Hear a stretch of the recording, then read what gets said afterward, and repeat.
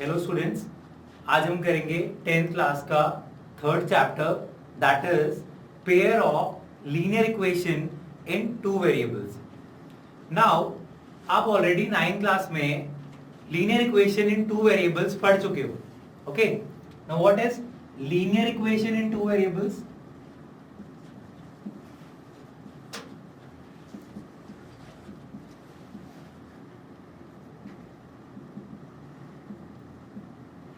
See, linears mean an equation having degree 1। ऐसी equation जिसमें x की या वेरिएबल की हाईएस्ट पावर 1 होती है। इसका मतलब highest power of a variable is 1 और degree 1। Now what is linear equation in two variables? Now what are variables? X variables कैसे होते हैं? X, Y, S, T, U. So combining this thing, linear equation in two variable is, I can say, AX plus BY plus C equal to 0. Look, this is the general equation. This is the general equation of linear equation in two variable. Now, here x and y are two variables.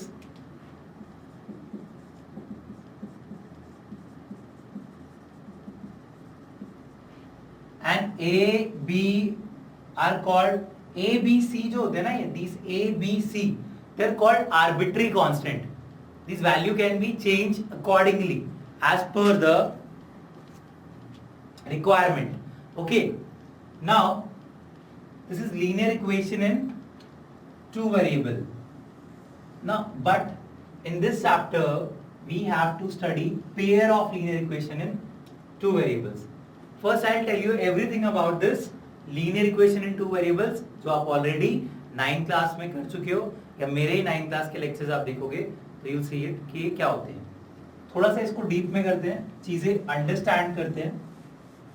Now, this is linear equation. This is linear equation in two variables. X and Y are variables. A and B and C are called arbitrary constants. Okay. Now, इसके बारे में कुछ बातें. First,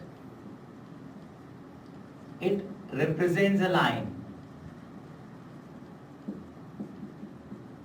मतलब अगर आप इस equation का ग्राफ बनाओगे तो you will get a straight line, ठीक है। Second, it has infinitely many solutions, like for every x you have the value of y, so x and y combining both you'll get many solutions, so it has infinitely many solutions. So this is all about linear equation in two variables. Now हमें जो इस chapter में करना है that is pair of linear equations in two variables. Okay, so now we'll see two different equations. First is a1x b1y c1 equal to 0.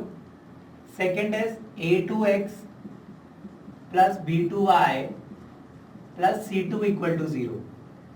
a1x plus b1y plus c1 equal to 0. a2x b2y plus c2 equal to 0. This is the first equation and this is the second equation. Okay. Now here a1 is the coefficient of x. This you have studied in class 9. What is coefficient? b1 is the coefficient of y.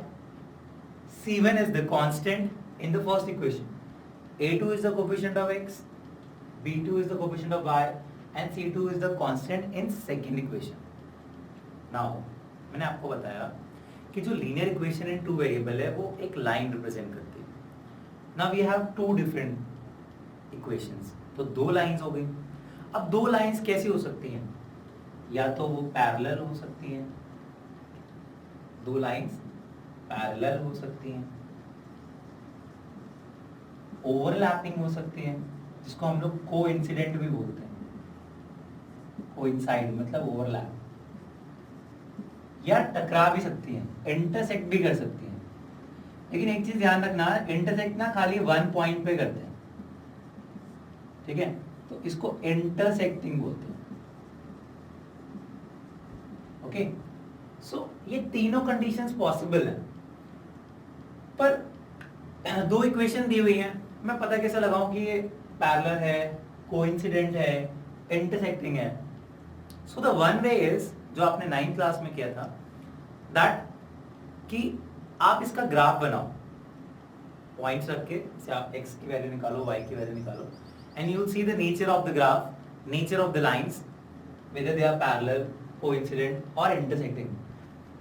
But graph बनाना बहुत थोड़ा सा लंबा process है। Every question में graph बनाना तो is like पूरा chapter ही graph related हो जाएगा, पर ऐसा नहीं। आपको, आप इस चीज को कुछ छोटी कंडीशंस की मदद से भी कर सकते हो, जैसे कि कंडीशन 1, रेशियोज की मदद से आपने ये A1, B1, C1, A2, B2, C2 इनकी वैल्यूज को निकाल लेना है, ठीक है। सो पहली कंडीशन, अगर मान लो A1 और A2 को डिवाइड कर दो और वो बराबर आ जाता है B1 और B2 के, which is further equal to C1 by C2।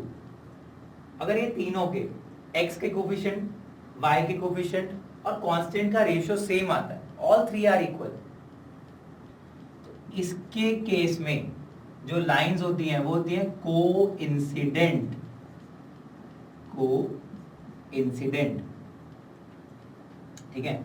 वही ओवरलैपिंग जो हम कह रहे थे, कोइंसिडेंट ओवरलैपिंग, ठीक है। सेकंड कंडीशन,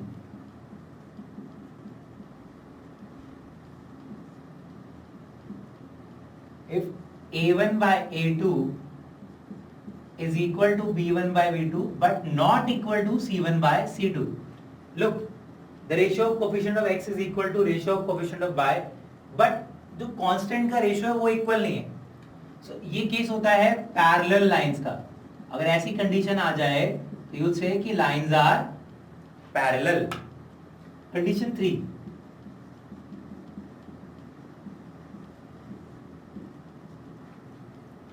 अगर A1 by A2 is not equal to B1 by B2, further not equal to C1 by C2, will say intersecting lines। अगर x के रेशियोज का coefficient ratio, B1 by B2 का ratio, C1 by C2 का ratio, all three are not equal, so we'll say lines are intersecting. तो इतना ही नहीं है, अब हम बात करते हैं, हमें ना इस चैप्टर में एक बहुत इंपॉर्टेंट चीज करनी है, दैट इज सॉल्यूशंस निकालना है, एक्स और वाई की वैल्यूज निकालनी है। देखो, मैंने आपको बताया था इसी वीडियो की स्टार्टिंग में कि linear equation in two variable has infinitely many solution. तो दोनों में जितने भी पॉइंट्स कॉमन होंगे, दोनों के उतने ही सॉल्यूशन होंगे। तो जब कोइंसिडेंट लाइन होगी, ओवरलैपिंग होगी, तो वो सारे ही पॉइंट कॉमन होंगे, तो इसमें जो नंबर ऑफ सॉल्यूशन होंगे वो भी होंगे इनफिनाइट। इसमें भी जो नंबर ऑफ सॉल्यूशन होंगे दैट विल बी इनफिनाइट, ठीक है, क्योंकि वो इनफिनिट टाइम्स जो है एक दूसरे को कॉमन पॉइंट शेयर करेंगे। अब जब दो लाइंस पैरेलल हो गई, जैसे ट्रेन की पटरी, ठीक है, रेलगाड़ी, सो अब जो पैरेलल लाइंस है, यू नो, कितनी भी दूर चले जाए, दे विल नेवर मीट, ठीक है। सो इस केस में कोई भी सॉल्यूशन नहीं होगा, क्योंकि सॉल्यूशन क्या है, वो कॉमन पॉइंट, और जब लाइंस इंटरसेक्ट करेंगी तो वो सिर्फ और सिर्फ एक ही पॉइंट पे इंटरसेक्ट करेंगी, तो डेफिनेटली उसका एक सॉल्यूशन होगा। उसको हम यूनिक सॉल्यूशन बोलते हैं, या वन सॉल्यूशन भी कह सकते हो आप। तो अभी मेरा इंटरेस्ट जो है ना वो सिर्फ यही है, आगे आने वाली वीडियोस में, आगे आने वाली क्लासेस में मेरा इंटरेस्ट सिर्फ इसी में रहेगा, यूनिक सॉल्यूशंस में, वन सॉल्यूशन में, ठीक है। एक चीज और आती है, एक चीज पूछते हैं कि वेदर दे आर कंसिस्टेंट और इनकंसिस्टेंट। देखो आप लोग को कंसिस्टेंट वर्ड पता है, ऐसी चीज जो बार बार होती रहे, जैसे हमारा ये लॉकडाउन पहला हुआ, दूसरा हुआ, तीसरा हुआ, तो ये कंसिस्टेंट ही चल रहा है काफी दिनों से। कुछ चीजें होती हैं जो इनकंसिस्टेंट होती हैं, जैसे कभी कभी आपकी पढ़ाई जो इस टाइम पे है, पहले बहुत अच्छी चल रही थी बट अभी रुकी हुई है, अब फिर से अच्छी हो जाएगी, दैट इज इनकंसिस्टेंट। इसमें चेंजेस अलग अलग होते हैं, चीजें अलग अलग होती हैं। अब पहले वाले में ये भी इक्वल है, ये भी इक्वल है, that means it is consistent. पहले वाली इक्वेशन क्या है, कंसिस्टेंट हो गई। ओके, कंडीशन 2 में पहला वाला इक्वल है, नॉट इक्वल है, आपकी पढ़ाई की तरह बिल्कुल पहले चल रही थी फिर नहीं चल रही, तो ये इनकंसिस्टेंट हो गया। तीसरा वाला, पहले भी चीजें ठीक नहीं थी, मतलब पहले भी गलत, पहले भी नॉट इक्वल फिर नॉट इक्वल, तो दोनों चीजें सेम है तो मतलब ये भी कंसिस्टेंट होगा। सो पहली वाली कंडीशन जिसमें दोनों इक्वल है दैट इज कंसिस्टेंट, ये वाला पैरेलल वाला एक इक्वल एक नॉट इक्वल तो इनकंसिस्टेंट, थर्ड वाला दोनों नॉट इक्वल तो कंसिस्टेंट। आई होप आपको ये चीजें क्लियर हुई होंगी। Okay, I will see you in the next lecture, that's it for today.